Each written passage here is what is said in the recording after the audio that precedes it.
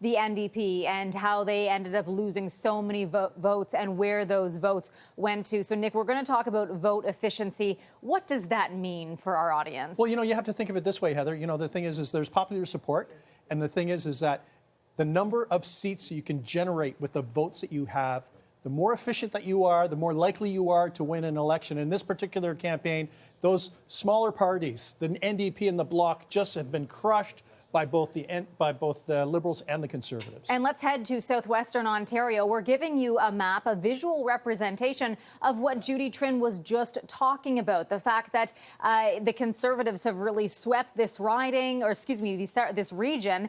And this is, as she mentioned, a place where there's a lot of manufacturing jobs. The auto sector is a huge employer in this region. Yeah, Nick. An absolute breakthrough for the Poilievre Conservatives in southwestern Ontario. And if you remember when at the beginning of the night we were talking about races that were too close to call, it was in this particular region. And what it shows is that the Conservative campaign was able to punch above its weight, explains why it was able to pick up a significant number of seats in Ontario and help them close the gap with the Liberals. Okay, let's head towards the Kitchener area. Nick, I want to look at this riding. Kitchener Centre, the Conservatives in the lead by 781 votes there over the Green incumbent, Nick. Yeah, and great news for the Conservatives here, and for the Greens, they don't have a lot of seats to start off with, and losing, Kitchener Centre is a significant setback for a party that's trying to make a breakthrough, and actually a party that's really struggling right now. And Nick, I just want to point out, because we are talking about the NDP in last place in this riding with just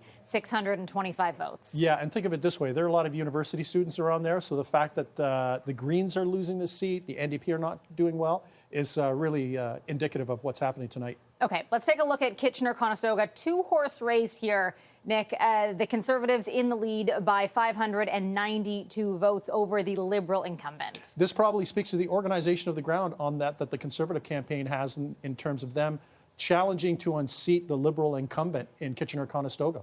Okay, and Nick, let's talk about vote efficiency. That is what we were talking about earlier, about getting out the vote. Just walk us through this. The Conservatives doing quite well. So, yeah, think of it this way.